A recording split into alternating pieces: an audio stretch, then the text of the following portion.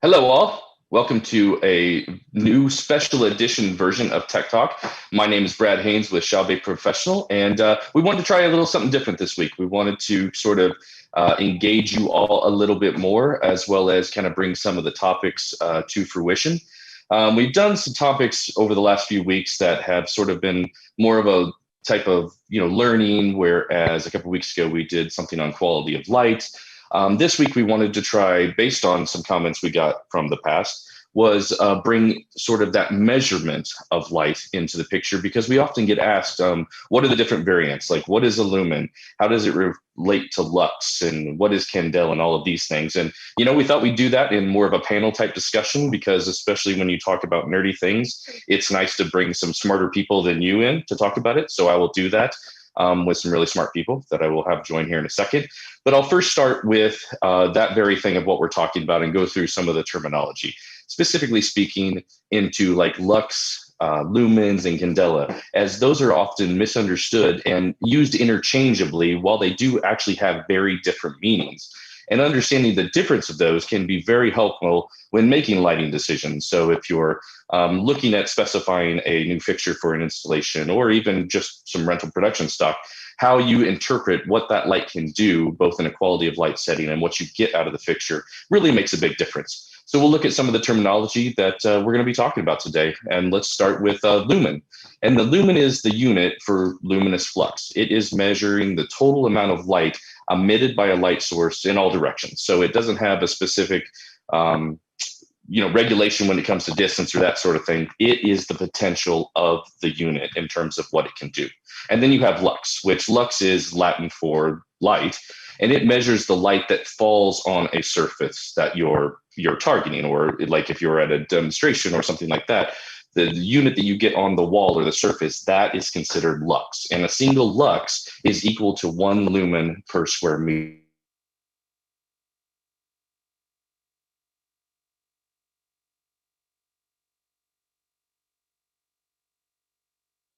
Candela, which is basically brightness is indicated by the candela. And the light intensity indicates how much light is in each piece of a light beam. So candela is light's intensity as visible to the human eye in a specific direction. So this is different from lumens, which is a total light output, because it's the value of light intensity from any point in a single direction from the light source. It's much like if you go into a hardware store and you're looking at some of the LED type of bulbs that you put in a normal lamp. Whatever that lumen output is just the total potential of what that is, and it doesn't take into account the specific being able.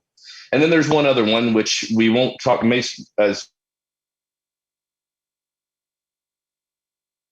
angles measure the same thing, just basically at different distances. So if lux measures the light falling on a surface at 1 meter, foot candle measures light 1 foot away. So that's basically the difference to how it works. Lumens and lux are metric, candelas and foot candles are imperial, which basically relates to lumens and candelas are the total light output of a source, whereas lux and foot candles are what are illuminating a subject, which is kind of how that falls. And the way it works together is, just to bring it all home, again, lumens are the measurement of the total amount of light coming from a light source. The reflector's shape and surface, along with lumens, determines the candela, or the throw of light. And then the amount of light that falls on or through a target is lux, which is affected by distance and angle. And that is a very important point that we'll talk about today when reading lux values, is seeing what that distance is and what those are. So we're going to dive into those a bit. We're going to talk about how they're used. We're going to tell you what to look for when reading the specification, as well as the process that we kind of do from the manufacturer side, and what all of these different numbers mean. And just to put in perspective, again, I want to mention this is live, first time we've ever done it. So we're trying to make sure it works correctly, but we want for you to engage in the conversation with us. So please do answer or ask some questions as we go forward. We will have someone monitoring that. And so when those questions come through, we'll try to work those in. We will have a question and answer section toward the end, but if it's relevant to what we might be talking about, we will definitely bring it to the forefront. So I want to thank you very much for tuning in. And with that said, let's get to it.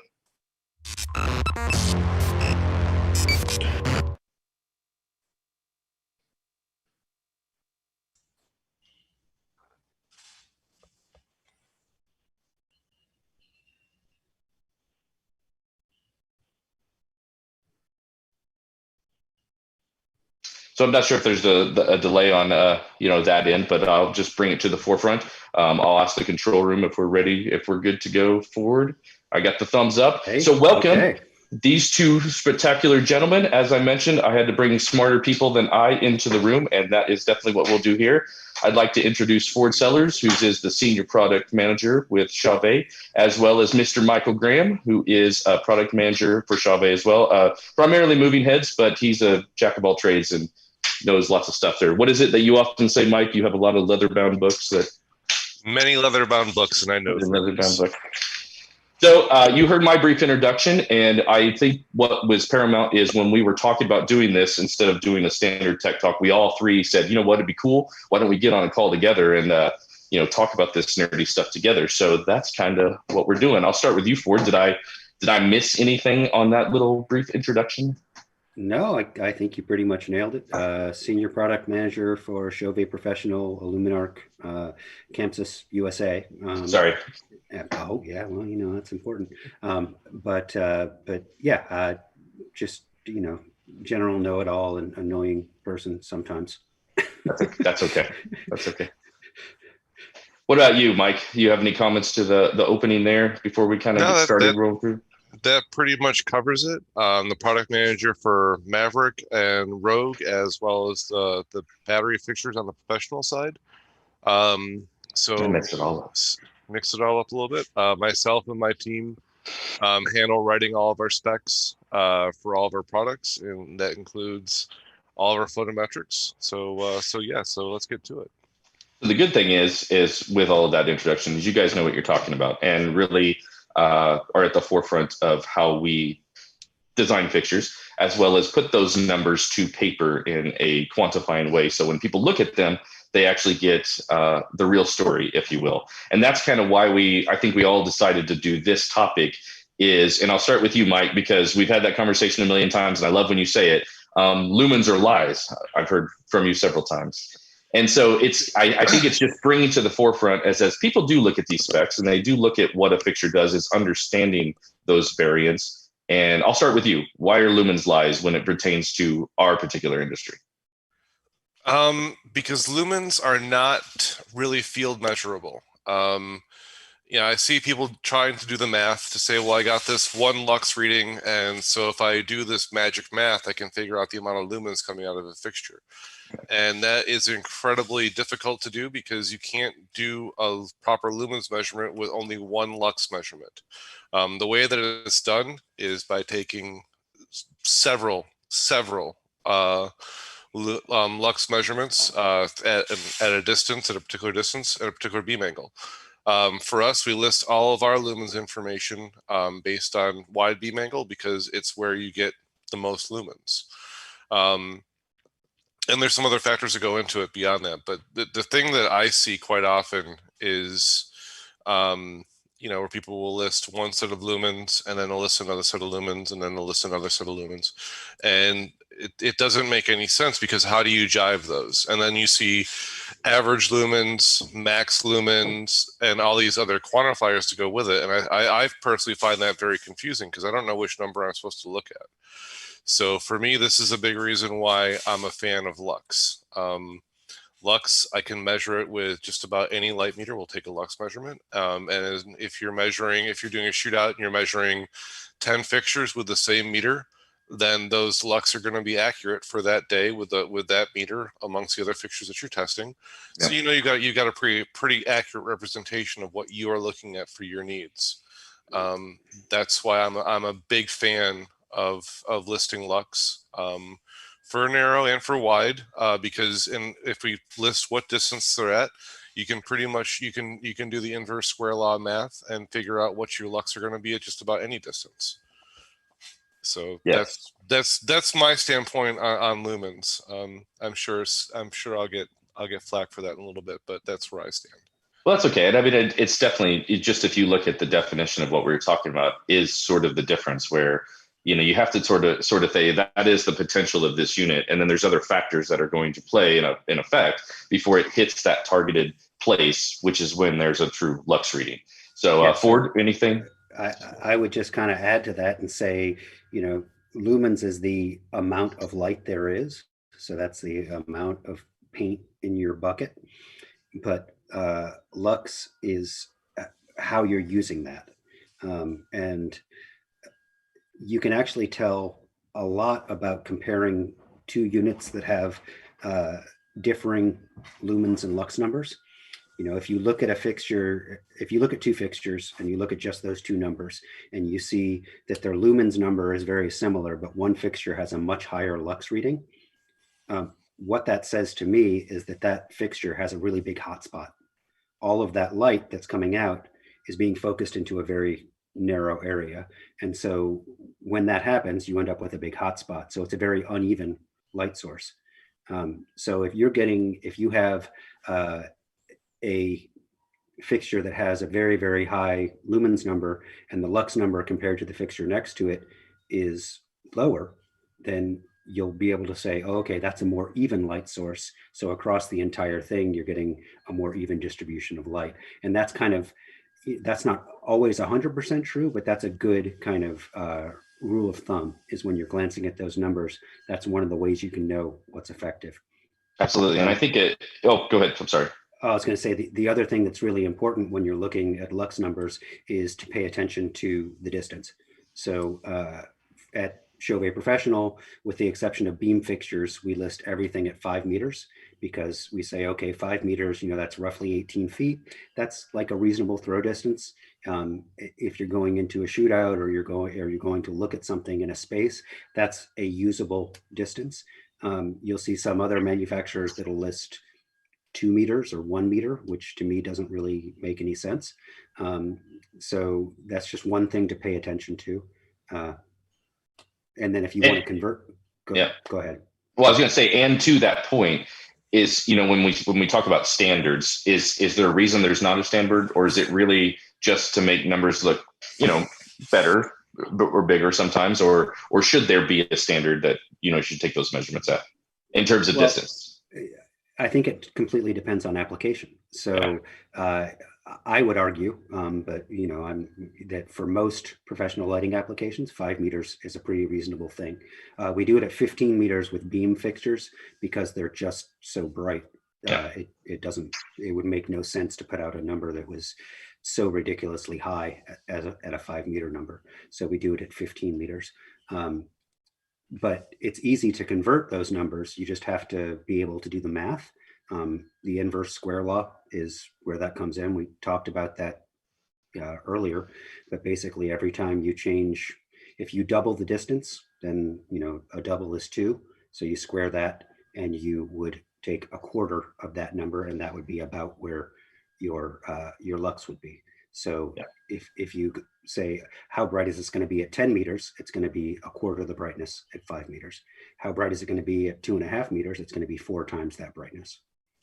So, and then getting back to a question that I know was asked once you were promoting this, Mike, was, some people, for whatever, they go off foot candles. That's what they've used to for so long, but it's sort of easy to do the math. There's a way to do a math equation there. Whereas, 1 foot candle equals 10.76 lux. So if you do the math that way, you're able to do the conversion. Right. So, and there's nothing wrong with measuring in foot candles, Jill. But it's totally fine. It's an accepted method, and because there is a direct conversion from lumens, from lux to foot candles, it's a totally valid number.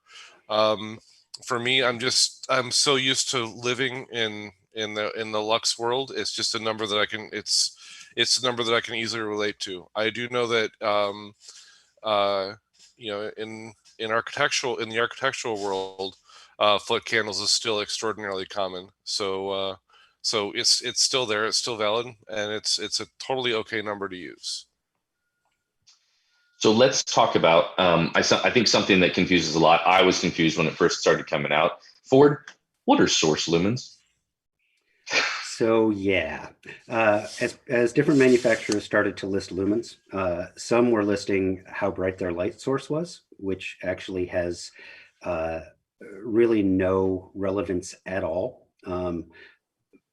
unless you're just saying, okay, tell me about your light source. that may have value to someone. Others were listing output lumens. That's what we call them.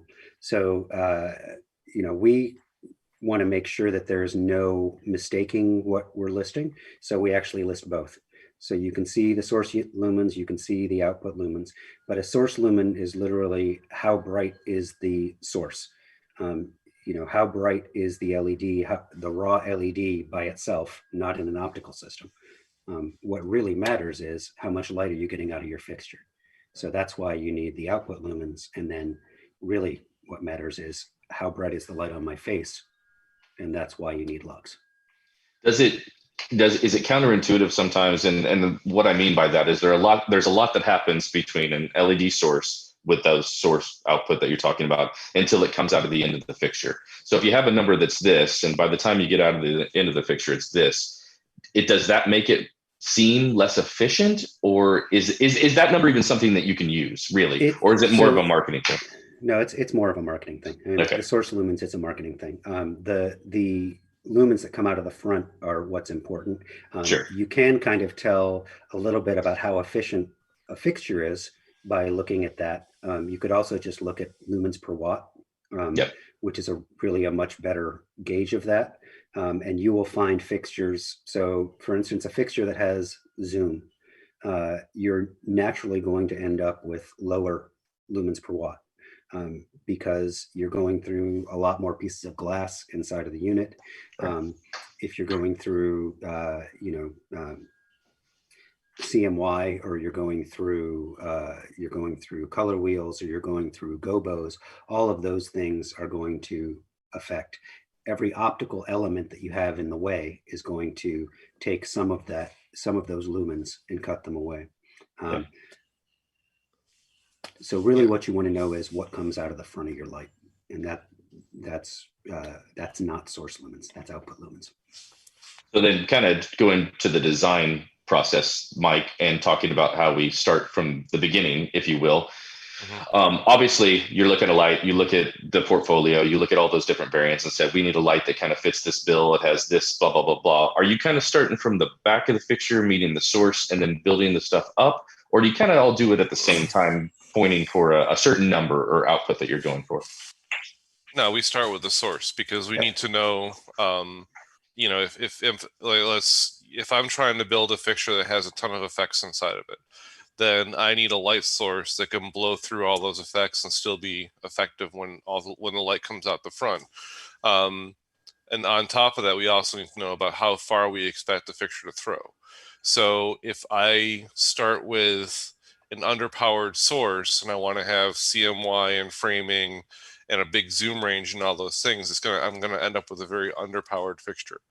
But if we can start out and say, okay, well, I can figure I'm going to need about 800 and some odd watts of energy, of LED energy, to be able to blow through all this, to get all those effecty things, gobos and whatever, onto a stage that's 40 feet away effectively at a desirable beam angle. Then we can kind of figure out how much wattage, and then we can know how many lumens per watt we're going to get out of the source, and then start to look at source lumens, and then start to figure out that we're going to lose X amount of lumens for every piece of glass, like Ford was saying, that we're going to go through because of reflection and refraction and energy absorbance and just general inefficiency of glass. You start to kind of play with, okay, well, this is going to go in, or this is going to come out, or we can do this, or we can't do that. For example, I happen to like shower glass gobos. They're one of my favorite things. But I didn't put those into smaller fixtures because they don't read very well. I needed to have a fixture that had enough juice inside of it to make that effect, and then layering another gobo behind it effective. So that definitely goes into how we do things. And we were even talking about the other day, Ford, about it's just sort of the quality of light that you also have to think about when, determining the source, that it's not then always just about the lumen output, but also kind of what you're getting as well. You care to add to that? Yeah. Yeah, that's absolutely true. And that's where, you did a great presentation on TM30 the other day. But when you're looking at when you're comparing specs, you want to pay attention not just to, lumens, lux. You also want to look at CRI, although it's a dated metric, that'll give you some idea. You want to look at the TM30, the RF, the RG. You want to look at if they have numbers published, TLCI, CQS. These are all different metrics for measuring the quality of light. And you also want to pay attention to the native color temperature. So if a fixture's native color temperature is 3200, that's a really nice warm, that's like the type of light that you'd have in your house to read a book by. If the CRI, or excuse me, if the degrees Kelvin, if the color temperature is 5600, that's moving more towards daylight. And if you've got a color temperature that's in that 7,000 to 8,000 range, on stage it will brighter, but that's basically because the color has shifted bluer. So it just appears brighter than it actually is. Yeah. So then I'm going to bring up not a hot topic, but I think one that can be a little not controversial. I think there's lots of opinions on it, and that might spawn some questions. But Mike, you develop new fixture A. I'm going to go out. I'm going to have a demo. I'm going to do a shootout. What's the ideal situation? And what I mean by that is obviously you want to have the perfect conditions, but how do we properly explain that, or how do you properly show that fixture in a way that you're hitting quality of light, you're kind of explaining lumens, and you're just kind of addressing all those points in your opinion, your best way? Dark room, white wall, and give me at least 5 meters throw distance. Because I need to be able, and that's kind of the weird thing about demos in general is that, it's you have a fixture on a table or a road case, and you're shooting 5 meters straight ahead at a certain beam angle, and you're looking at stuff inside the fixture, and that's fine because you're looking to see how flat are the gobos, how good is the focus, and all those things. But the reality is that we don't ever. Like, there is no show that ever happens from exactly 5 meters shooting against a flat wall, but that's how we judge fixtures. There's a really great video that circulates on the web, and it's about 2 years old, where a company took a bunch of fixtures and they do a proper demo, and they go through each fixture and they're firing straight at the wall, and it's a very equal footing. And I think that's a really great demonstration of how to demo multiple fixtures together. And I've been to those shootouts where it's CHAUVET and 5 or 6 other manufacturers or more, and everybody's got their stuff up on the bench. And I think that's the best possible way to look at fixtures, is to look at a lot of them, and then figure out, in your venue, what's important to you. Because sometimes it's not about having the most output. Because how often do you sit there with every fixture in your rig at full output? You never. And that's the thing, is and that's where quality of light comes in. What am I expecting white to look like? When I'm open white, what do I want that to look like? How do I want that to hit a performer, or those kinds of things? And that's something else in demos is get the sales rep to go walk in front of the lights, and you can actually see how does their clothing react, how does the skin tones look. Those are more important factors to look at, besides how bright is it. How bright is it does not get the job done. How good is it overall is what you're looking I don't lie. Yep. And the other thing is, if you've got a camera there, put them on camera, because now more than ever, especially right now, everything has to look on camera. And I can tell you from the demo video, or the tech talk we shot last week, we shot it twice, because I liked the way it looked live, but I liked the way it looked. It had to have a certain look on camera as well, and we had to achieve that.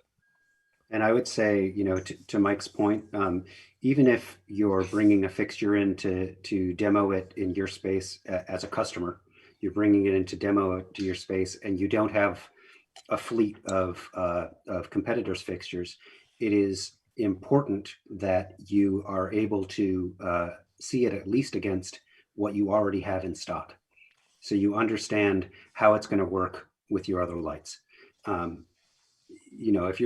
If you're comparing ellipsoidals, and you're looking at buying new LED ellipsoidals, make sure that you have some of your regular ellipsoidals there to shoot it against.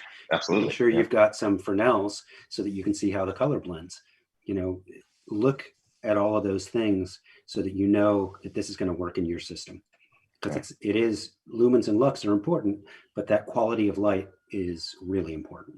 Absolutely. Well, I'm going to kind of put it there now to sort of a question and answer period. You know, I know we do have some viewers. I do have some questions that came in beforehand, but I'd love to see if there are any questions out there. So please, again, feel free to type, and we will discuss sort of real time. Hopefully, we've said something that has intrigued you.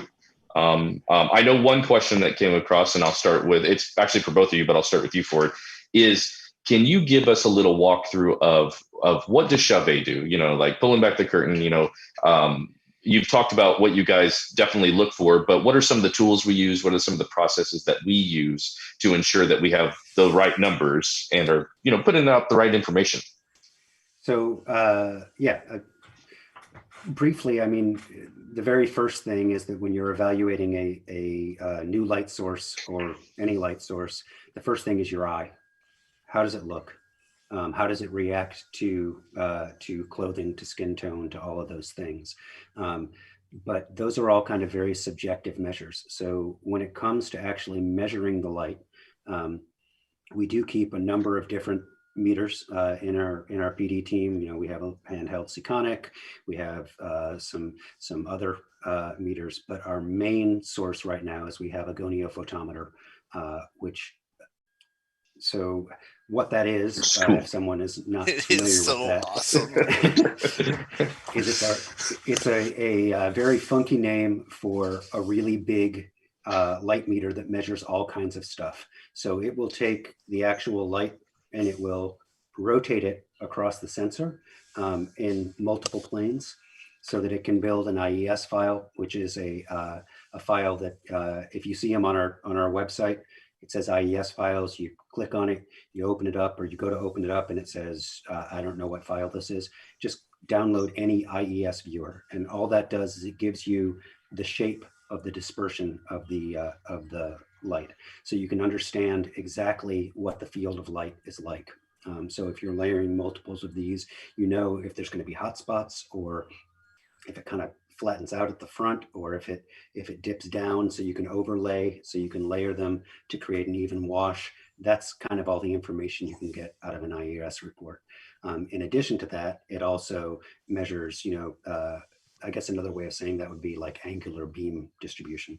But also a gonio-photometer measures spectral distribution. So it tells you exactly what amounts of different wavelengths of light are in your light, which lets you understand, and it can give you the color temperature, the TM30 data for, you know, all of those 99 reference colors. You've got all of that, and it comes in one report. And then we put together a report actually that we put out for pretty much all of our pro fixtures now that has that online. So you can just go online and download one of our reports, and you can take a look and see all of it. Which is really awesome, because especially, I mean, it obviously depends what you're lighting, but as we had talked about in the quality of light tech talk that we did, it matters how some of these colors look and whether they're oversaturated or if that fixture undersaturates things. If I'm lighting a retail application or I'm lighting something on stage, it can be used different. So it's amazing the amount of information now that we can get, which is incredibly useful, which is nice. Yeah. I would say one other thing that we use that we don't really usually even talk about or think about is we have a pretty great video team. And yes. So when we see our lights on camera, that is really how we can understand the quality of what we're producing. You know, we have other ways of measuring. We, you know, clearly measure the PWM rate for LEDs. So the rate at which the LEDs turn on and off. Yeah. When an LED dims, you're not just lowering the power, and so the light source gets dimmer, like with an incandescent lamp. You're actually turning it off and on really quickly. And that's called pulse width modulation. And that's how you dim an LED. Well, that can interact oddly with cameras and with shutter speeds and all of those things. So it's really important then to be able to have control of that in the fixtures. That's why our fixtures have variable PWM rates in them. And then also to be able to look at them and say, okay, this works, this doesn't work. You know, a couple of years ago, well, all right, 7 or 8 years ago, 600 and 1200 were pretty much all you needed in terms of hertz for LED to look good on camera. But now there's all of these HD cameras. There's just the quality of cameras that everyone has increased, the quality of image they can capture, and that's because they're capturing more images per second. So their frame rates have increased. So as a result, we have to make ours much more variable. So that's why there's so many different selections in there for that. I think it's a great point, and kind of keeping with that, our friend Mike, I'll asked in the chat room, the new hybrid LED engine that we have in the new Silence, is that that one thing that does is it's great quality of light, but it actually has the ability to kind of adjust your green shift, especially for applications like camera. Is that sort of the future of how LED sources, at least from our end, are going to look? I hope so. I think that I really do. I think that, that what that fixture does and what it brings to the game is very cool. And for the application that fixture was designed for that studio where you need to have a dead silent fixture, are typically the applications that it doesn't have to it's not only that it has to be dead silent, but the color quality is incredibly important. So having the ability to control the red shift, the green shift, even though those are minute adjustments to a camera, that's a huge adjustment. So I think that where that fixture is going to take us, past just being a really cool fixture, because we look at fixtures two ways. We look at them as the fixture that's here right in the now, that's doing its thing. But what am I gonna take from this fixture into my next series? Sure. What things am I gonna learn from this one that we can expand on and make a more comprehensive fixture in the future? So I think that LED is going to be something that we are going to seriously look at for future stuff. And what is the next step for technology like that? Well, we're discussing that now. So because we're working towards having very cool technology moving forward, and I think that's definitely going to be a part of it. Absolutely. And so on that front, also kind of want to transition back to the things that we kind of offer. Is I have an example of a tool. Well, we make all of these available to everyone, but if Todd, if you could throw up the graphic of the photometric, and I was just going to have Ford, if you can kind of explain all of that information that we are able to give back, to the public, so they can really read it in a intelligent way and get the most out of it. If he has that graphic. Yeah, Todd, you want to put that up for us? Okay. It's up, he says. Okay. So if you start kind of from the top there, you see fixture output in lumens. So that is your output lumens. Fixture peak in candela. So that is at its brightest. What is it? You can see efficacy. In this case, when you're dealing with a moving head, this really isn't necessarily a measure of the efficacy of the light source. This is a measure of all of the power going into the unit. So it's controlling the motors, it's controlling the color changing system, it's controlling everything. So typically, if you're looking at lumens per watt in a moving head, it's going to be somewhere down there, very low double digits or high single digits. In a fixture that is a static fixture, you're more likely going to be up in that 35 to 40 lumens per watt range. So that's a little explainer of what that is. Then you have your intensity at 5 meters. So that's in lux. You have your color temperature, your CRI, your CRI R9. So R9 measures the amount of red in light and how true that red is. So if you're oversaturated in red, that color goes down. If you're undersaturated in red, that number is low. That can be an important thing when you're thinking about skin tone and other things. Then you have the CQS, which is color quality scale. You have TLCI, that's the television lighting color index. So that was, and to some extent still is, based around the color sensitivity of television cameras. So you can have a rough idea of how it's going to read on camera. Every camera manufacturer has their own special sauce in the way that they do the way that their camera works. So that number is not necessarily going to align perfectly with a Sony camera versus a different manufacturer's camera. That those lights may look different under different manufacturers, but that gives you a good baseline idea of where it's going to be. Right. And then you have your TM30 numbers. So that's your fidelity and your gamut. Again, if anybody wants to know a lot more about TM30, look at Brad's Tech Talk from a couple of weeks ago. It was really good. And then beam angle, field angle, cutoff angle. So this one happens to be of the silins at narrow. So I can just tell that by glancing at the data there. Yep. And then it just talks about the conditions of testing. So then you can understand, okay, this is the 120 volt unit. This is how much power it was drawing. This is how much current, and your power factor. Power factor is it has nothing to do with optics. It has nothing to do with light, but it is something that's important for people to understand. Really, so at Chauvet, when we list watts, we actually are listing volt amps, so that there can be no misunderstanding.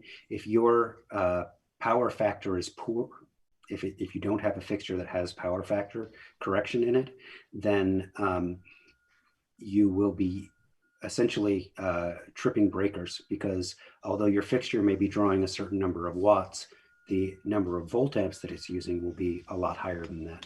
So we do power factor correction in all of our professional fixtures, so that it's generally very close to your wattage, and then we list volt amps instead of watts in all of our specs. So even then you can't mess it up. If you say, okay, I've got 20 amps, that means I have 2,400 watts at 120 volts. You can look at our watts and you can do the math, and it's easy. There's no mistake there. That's really awesome. And I'm so, sorry. I was just saying, I was kind of going off on a crazy tangent there, but yeah, basically that measurements section on there tells you almost all you need to know about at a quick glance about a light source. And then as you continue on through the report, you'll see a lot more data. But this is kind of the 50,000 foot view of overview. And it's really great. I'm so happy that a lot of other manufacturers are also starting to put that information on there too, because now more than ever, and that's why we do videos like this, is to educate, the market into it, is you have more information about a fixture than you ever had before. And so, as there's also a plethora of competitive fixtures out there, you can really kind of help make, the right choice, even on paper. I mean, of course, we still want that element when you're looking at it, but you can at least get a good base on paper. Real quickly, because of time, just a bit, I do want to address some of the questions, and I want to stay sort of on the topic of how to measure light. But I know one question that came across, Mike, was, can you kind of explain what we're doing dimming wise? You talked about it a little bit with the silence as opposed to the ovation, because obviously with the ovation range, we not only try to put out products that are tailored toward those markets that it kind of references, but we really care about the quality of light output, the dimming, having red shifts and things like that really make a difference. So when a moving head is introduced into the mix, how do you make sure that it kind of matches as those are put together? It's I not know, easy. I know. So I saw that question come up, and I'm just like, oh boy. With moving heads, it's not even about being a moving head versus a static fixture. It's about the LED source. The LED source, like in an Ovation E910 FC, is a multi-source RGB amber lime conglomeration of LEDs. If you take the lens tubes out and you shine it on the wall, you can actually see the whole array up there, and it's actually a pretty cool effect in and of itself. Yeah, all those LEDs are designed when they're all on at certain levels to dim out together to out, which is great. With a single source fixture, it's designed for that one LED, because it's only one LED, to dim out together. Even though it's being driven by multiple sources, it looks like one LED. The reality is, I think that the silence is five drivers, if I'm not mistaken. Five drivers, but if you actually look closely at the LED PCB, you've got close to 100 individual LED chips, but yeah, right. five drivers. So you're trying to, so the goal of the silence is to take all 5 of those drivers and have them all come down together, whether it's a linear, an S curve, inverse, square, take your pick. And then in Ovation, you also have the ability to select different dimming modes if you so choose to. Me personally, if I can have my dim curves off on the console when I'm doing time fades, I'm happier that way, because I'm pretty sure that all my stuff's gonna hit 0 within a millisecond of each other. If I want to warm it up, I'll slow the dim curve down a little bit. But overall, because they are LED fixtures, and like Ford explained earlier, if you're doing linear fades, you are literally just dropping the power in a straight line. They all pretty much turn off at the same time. Unfortunately, though, we don't have, like in the silence, you don't have an Ovation mode for color and that kind of stuff. It literally is, you're using CMY in the silence, and then individual colored LEDs in your static fixture. So it's a bit of a different color mixing system, but the dimming principles are very similar. Yep. Nice. Well, last but not least, and I know we got one question. It was pertaining to the photometric info, and then it was how we do it with our products. And we talked about that a little earlier, but that made me kind of want to, or think in my head, is there anything that we want to achieve more to get that photometric data? Because I think when we talk about photometric data, we talk about putting out photometric sheets and things like that. I think the general consensus is maybe sometimes they're not true, or maybe some people are, inflating numbers. But I think in reality, and correct me if I'm wrong, we buy these expensive tools, we buy these, meters, these spectrometers to help us develop the fixture as well. It's not that we develop a fixture and then put it on a meter. We're doing that through the entire range of things, so we can properly make sure it's efficient, make sure the cooling's correct, make sure the quality of light needs to be. Is there a future that we still need to get to in terms of technology or a piece of equipment, Ford, that maybe you're hoping will get better? Or are we at a place right now where, it's pretty darn good, but yeah, it's pretty good. And as we learn more, we always want to find ways to improve. And we always will. If you look at kind of the leaps in technology that have been made in light measuring tools over the last few years, it's been pretty phenomenal. And the fact that we can have a gonio photometer on hand, we've got this light spy on hand, is a really amazing thing. And we do use it all the way through development. We'll test a source first to make sure that we're getting the kind of quality of light measurements that we need out of it. And then we'll start to put it into a fixture. And so it is used all along the line. And we'll also, if somebody says, how does our fixture compare to the so-and-so fixture? And if they don't publish those numbers, then we'll measure their fixture just so that we can know. Yeah. Because oftentimes you'll hear those questions. Oh yeah, but what about as it compares to this manufacturer? And well, does that manufacturer list this stuff? No. Yep. Absolutely. Let me find out for you. Absolutely. So we'll do that. Yeah. But really, in terms of where it's going, until we're at a point right now where we're measuring to the best of the published standards.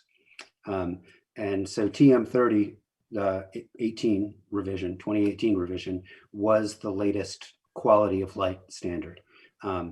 There are some specific things that people are starting to work on now in terms of other ways to measure light and or other sorts of metrics to compare. And we'd like to be able to meet all of those. But right now, TM30 is kind of the bee's knees, and that's where we're at. That's what we're using as our real baseline, Yeah. in addition to, of course, our eyes. And that's also the beauty, because it's like we're not, especially with TM30, even though you get a score of things, it's not giving you the end all be all. There, you can't say, well, what's the best TM30 score? I don't know. What do you want it to do, or what do you need the light to do? It gives you the information both ways to be able to make your own decisions and that sort of thing. Exactly right. Yeah. So that was good with a lot of the questions. Last one, and I know it's very open-ended, but I just kind of get all your opinions. But what is your favorite light meter to use, especially on the road? I can tell you mine if people want to check it out. Not to give shameless plugs, but the Lighting Passport is a nice one. That's a nice little handheld spectrometer. You can find out more information at lightingpassport.com. Mike, what do you think? For on the road, yeah, when I'm not at the shop with the tools we have there, the Sekonic 700 is my go-to. It's easy to use, even I can use it, so I like that one. Yeah, I would actually agree with the Sekonic. I think there's a newer version out there now. I don't have one yet, so the 700 is my go-to. Also, it does really good color readings, and then also it gives you the information for if you have a target color, it'll show you a little picture of what you need to do to get there. So that is helpful. And I know there's some out there like the Luma. There's some that you can plug into the iPhone. I haven't used them as much. So I would just say, if you can get one that says, "Hey, man, it's only $49.99," just know that you're getting what you pay for. And like cameras, a lot of these light sensors are extrapolating some of their data. So the really high end ones test a lot of data points, and the lower end ones will test fewer data points and then throw in averages of what it thinks this is happening in between. And that isn't always the case. So awesome. That's my warning on those. Well, guys, I want to thank you so much for coming on and doing this. I think this is great. The whole idea is to bring not just awareness, but educate.